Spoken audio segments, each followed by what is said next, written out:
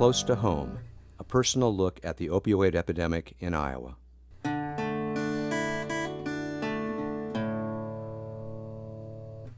Hi, I'm Nadine Sekelvec. I've been a member of the Des Moines Fire Department for 15 years. I've spent most of that time on an ambulance as a fire medic until about a year ago when I got promoted to senior medic. I'm stationed out of Firehouse number 4 on 9th and University. We are one of the busiest ambulances and firehouses in the city. We pretty much run hard all day and have many, many sleepless nights here in the city of Des Moines.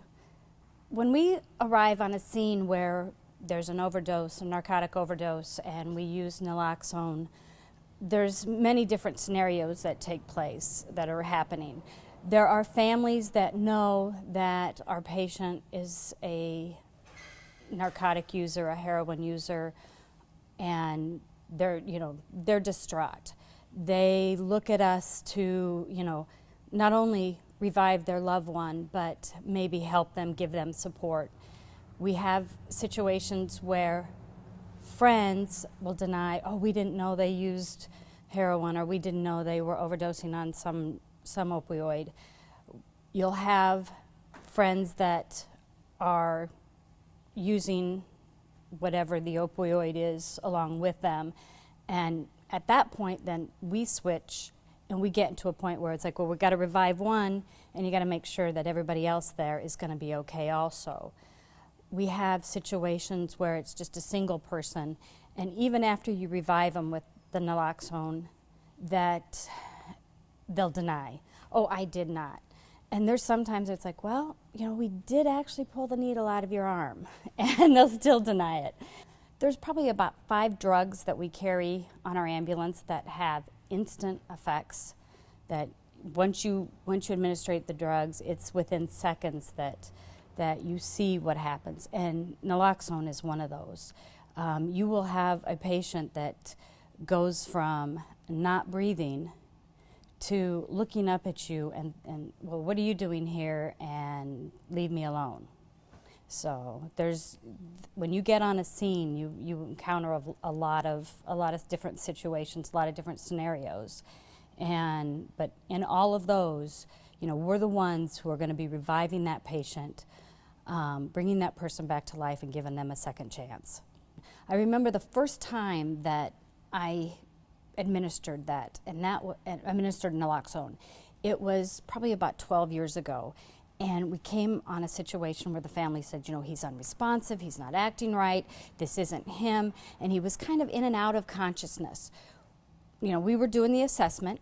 He was an older gentleman and could not, so we're exposing, trying to figure out, and we saw fentanyl patches across his stomach and his arm. And it's like, and we gave naloxone, and like I said earlier, it's probably within seconds he was looking at us as we're peeling, the extra doses of fentanyl off of him. And, to me it was like, that was my first experience. I was like, wow, that was amazing. When we arrive, we have the family, when we have a situation where the family knows, this is our loved one, and they're very appreciative. And you might have the user, the patient, look at you and say, leave me alone, I don't need your help. And so we do what we can to say, you sort of do. You really do need our help. You do need us to get you, to the next step. We need to take you to the ER, and the next step in your, because you need to start making a recovery. I almost sometimes wish that I had a camera that I could film what went on, what happened, and how their family reacts, because you have mothers, wives, children that will be, they're going to be crying, they're going to be distraught. Because their loved one has this problem that they feel helpless trying to deal with. Friends, whether they are, the friends that use with them or the other, they are also distraught.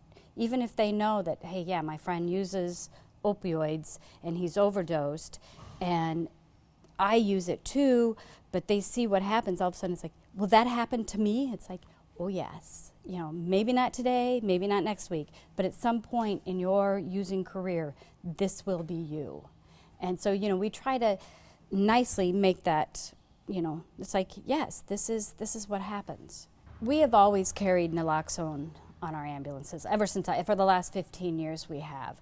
The difference I see with naloxone 15 or 12, 15 years ago to what I see now is the frequency of which we use naloxone.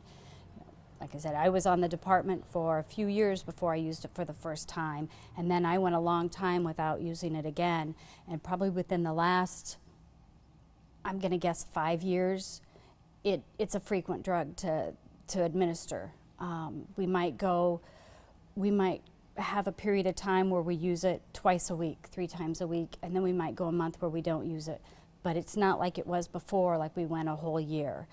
As first responders, and we're arriving to more and more of the cases where we're administering naloxone, we do get frustrated. There's, it's because you're helpless. You can't help them. They've got to help themselves. But responses are anywhere from angry to feeling bad for the family to, just being frustrated because, we're putting a Band-Aid on it. It's going to be up to that person to make that change in their life.